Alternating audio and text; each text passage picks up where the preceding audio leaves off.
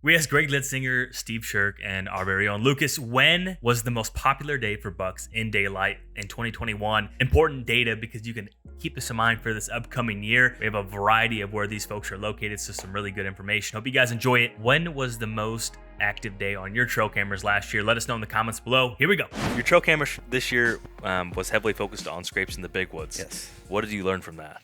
Very inconsistent movement. Really? Because I've put the scrapes in areas that I thought like transition areas. Like there was a swamp edge would be a scrape. Sure. A lot of doe activity. It's sporadic buck movement. Like beginning of October, like October 6th, it Starts turned to on. pick up, yeah. Yeah. But not a lot of daylight movement on those scrapes. The cameras, I did have scrapes on in the thick laurel where it's impossible to even, you would literally need to like dig a, hole in the ground just so you could shoot it so thick.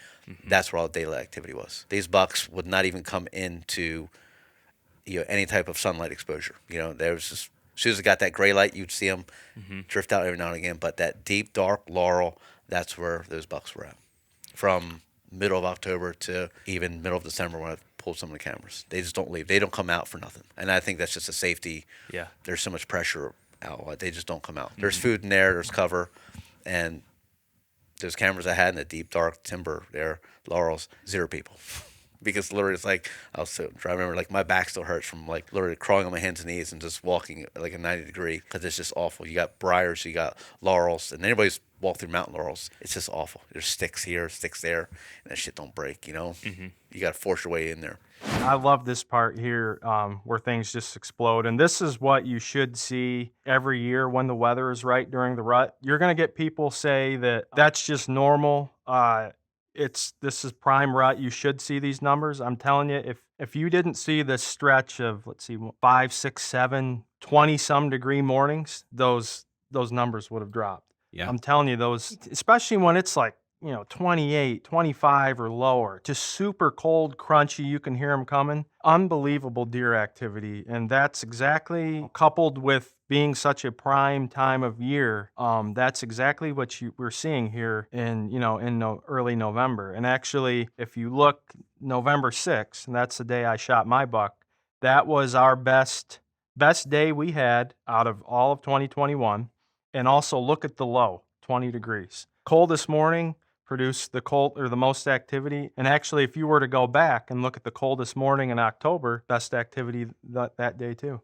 Yeah, that's it. So, That's interesting. Yep. Yeah, things start to get trending upward. Really, I mean that first 33, I would call it 33 degrees. Yep. November 2nd was the light switch. 32 daylight photos. November 3rd, you're at 28 degrees, 24 daylight photos. 26 degrees the next morning, 33 daylight photos. 24 degrees, 16 daylight photos. 20 degrees, 36 daylight photos. Yep, it just went nuts. And then once again, you look and it does start to warm up a little bit here, coupled with a general time of lockdown, and you see it starts to slow down. Yep. And basically throughout the whole month it does that. I'm actually always more interested in that low temperature than the high. Some people are more interested in the high, but I'm telling you, and I'm probably more of a morning hunter in the rut. I've had more luck in the mornings. If it's, 32 or lower, especially in the 20s, whatever you can do, you got to get in the woods. I'm fast forwarding down to the 14th. Still good daylight movement between the 8th all the way down to the 13th. Kind of consistent temperatures, but you're double-digit daylight photos still. And then there's a decent spike on the 14th. Not a giant temp drop. The morning low again, 32 not to degrees. cut you off, but I think we might have missed something here. Is if you look at the 12th, 11th, 12th, we had that it warmed up. But when you see on the 13th, it drops to 41 and 33. Even though we didn't see the major spike, I think what happened there once again is that weather did not happen during daytime hours. So really, it was more consistent with the big spike on the 14th of the 34 and 32. That's when the daylight information started to show up. So it was really that cold front that threw another spike at it. It stayed cold all day that day. The high was 34, the low was 32. That's really a great point too, is anytime you see even colder, like anymore, like I hardly finding days in archery where it's like 32 or below, the whole day. But anytime you can get close to freezing and stay freezing, I'm not one of those guys that does a ton of day or all day sits, but those are days you should definitely be in the stand as much as possible. All right, so last year I had cameras in 3 different locations. I had 2 different locations in Pennsylvania, 1 in Ohio. So we'll start with the Pennsylvania locations because both are a little different. So I had one at my family's 13 acres, which is an hour north and east of Pittsburgh. So even though it's not quite hill country, the hills still are kind of big down there. This was a river hillside that we were on. So the actual camera itself was on an access road that we have running through the middle of the property. It's not the highest elevation we have on the property, but it's definitely upper 1/3. So with that one, we had a buck on camera that I called Mr. Krabs just because he had a big old crab claw on his right side. Now, a lot of these bucks aren't going to be super big, but there's some information to be gathered here. So we had a bunch of nighttime pictures of him. He daylighted October 21st in the morning, again on October 28th in the morning, again on November 2nd in the afternoon, November 4th in the morning, November 7th in the morning, November 11th, we had a smaller buck daylight, and that was it. So the big thing I picked up with those, like Steve Sherk talked about, all the mornings that he daylighted, the lows were below 32 degrees. Now for the second set, I had a cell camera up at my family's hunting camp up in northwest Pennsylvania. We're right on the edge of the Allegheny National Forest up there, so most definitely hill country.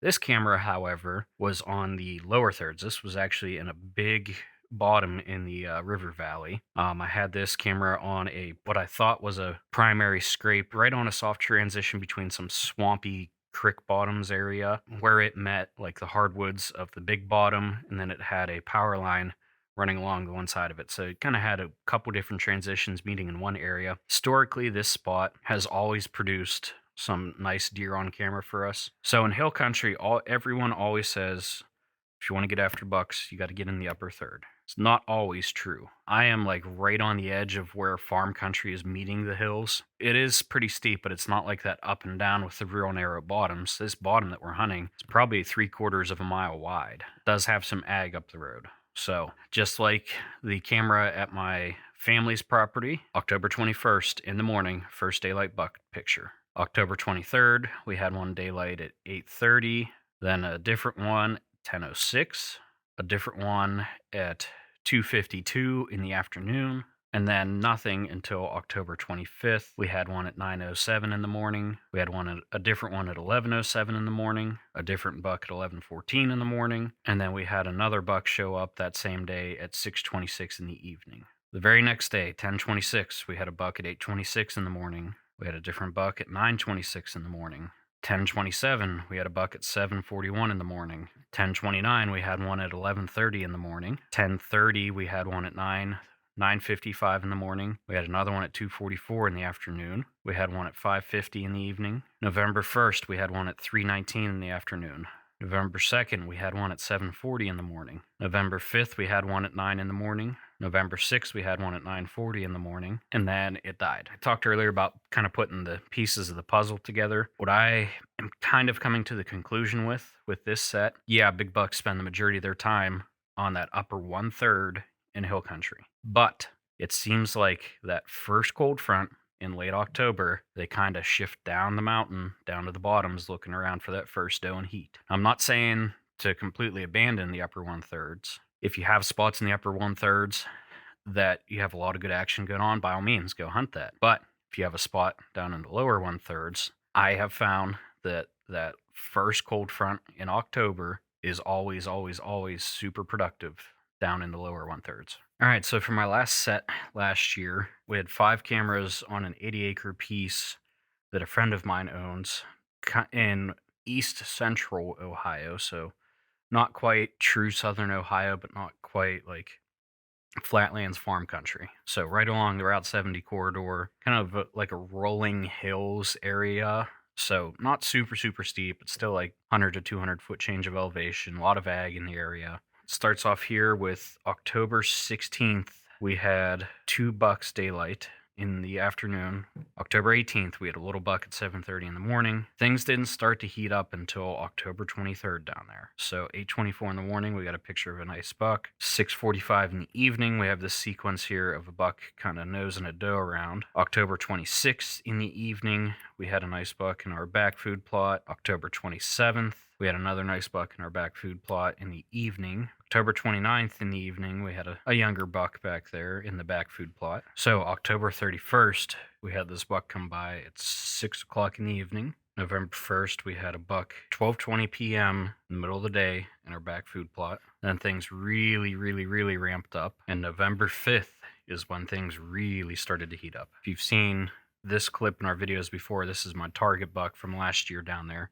This is Big Ricky, a big 9-point. So we had 1, 2, 3, 4, 5, 6, 7, 8 different bucks come by November 5th. All of those bucks November 5th came by in the morning. It was like a light switch. That was the first morning that those lows really dropped. November 6th, we had 1, 2 bucks, 1 in the morning, 1 in the evening. So November 7th, 8:42 in the morning. November 9th, 8:14 in the morning.